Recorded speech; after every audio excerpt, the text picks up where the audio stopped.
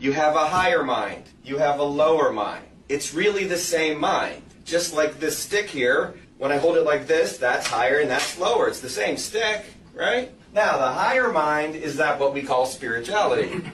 The lower mind is that what we think of as flesh and as physical things. It's the same mind, but different ends. And you're both of these at the same time. That's called duality. Okay? Now, the whole trick is, which one do you think you are? Are you this, or are you that, or somewhere in between? Well, spiritual teachers, Jesus, Krishna, Buddha, Muhammad, in the Course in Miracles, are trying to get people to get it. You're this, okay? And they don't flinch on that. They're already up in this realm. They're saying things like, you must be born again. You got to crucify this and resurrect to become this, all that kind of stuff. And they're supremely focused on this, all of them. Now, we are mostly supremely focused on this, and it's really hard to break free from that, isn't it? That's why teachings like that are so powerful. Here's the secret to salvation. You're doing this to yourself. No matter what thing you're talking about, you're doing it to yourself. That's the observer effect. You're interacting with this matter somehow, and you're having an experience that's ultimately trying to teach you something. You're not this, you're that. So, here's a good way to think of it.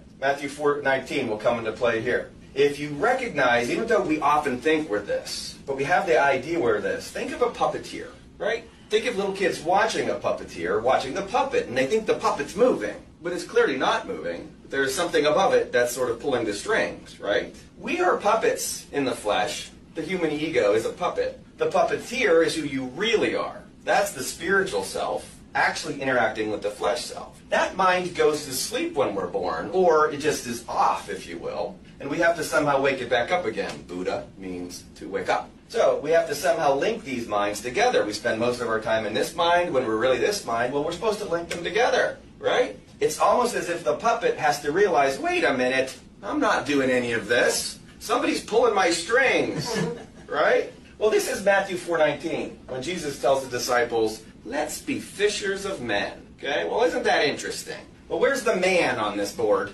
There he is. And what are fishermen doing? Trying to bait you in, right? Trying to reel you in. You are the higher self. The fisherman trying to pull the man up into this realm. That's being born again. Now the higher self is in the lower self, so to speak, and it's an integrated being, right? It's one thing again. That's the whole point of all this, is to be one. All the teachings of spirituality are all about the oneness of things as well. We're not dual. We are one. We're this. But we're going to go fishing, and we're going to try to pull this guy up into this guy. So what's going on? We all have these experiences that, I like to think of it this way, it's useful. We are spoon-feeding ourselves experiences. Again, Course in Miracles would call it the curriculum. When you're ready for it, you get the next test. And guess who's giving it to you? You! Right? This is you going, all right, how can I get that dumb puppet to figure out that he's really me? Right? And you're down here walking around like this, like a zombie, and you're like, wait a minute, I'm getting signals from somewhere. And it's really this voice from above that's going, hello, I'm up here, and I'm trying to get your attention, okay? So, yeah, you're supposed to go through pain and suffering. This is the dark night of the soul, okay? When you go through, it's also wilderness. You know, you can go through difficult experiences, but if you can listen to that still, soft voice, right? If you can calm your mind, be still and know, all of a sudden you hear that, wait a minute, there's that voice again telling me, hello, I'm up here, right? Now, Krishna in the Gita has this incredible line. He says, the greatest Lord is the highest self within the self. And then he says, use both selves to pull this off, okay? Do not degrade this self, but use this self to learn who you really are, right? Because this is what you really are. And so this thing does go through a lot of difficult circumstances. And who's doing it? This thing, okay? Yes, you are. The secret to salvation is this. You're doing this to yourself.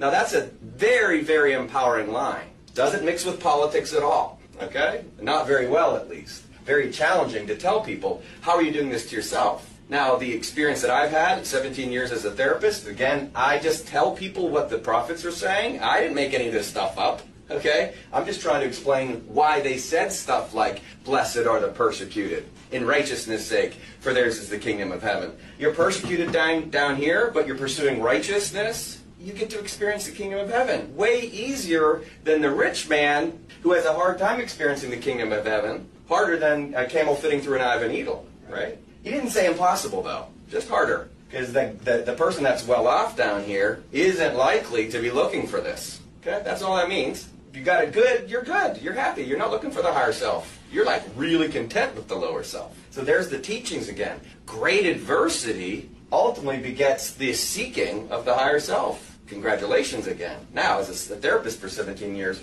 people don't come to me because their lives are awesome. They're coming because they're struggling with something, right? And they're specifically seeking something as a result. Congratulations. You know, that's always inside my head. I don't usually say it that much. But the idea is, okay, now your journey's, it's going, okay? You're looking for something. And ultimately, the only thing that's going to satisfy is recognizing that this is the highest self and that it's inside you and that you did this to yourself. People who experience that are empowered, right? Instead of always blaming other, they're saying, I don't care how difficult the circumstances. Again, that's the Course in Miracles. The Course in Miracles says no matter the form of attack, that means every and all circumstances, the person is doing this to themselves. Whoa, that's difficult to handle, right? Therapeutically, when I work with it one-on-one, and you don't bring up all these other experiences that other people have had, there's the problem. What were Buddha's last words? Strive for your own liberation with diligence. As soon as I start bringing up, well, why did that person have to go through that? Or what about 9/11? And did they do that to themselves? What about slavery and the Holocaust and all that? I'm like, blah, blah, blah.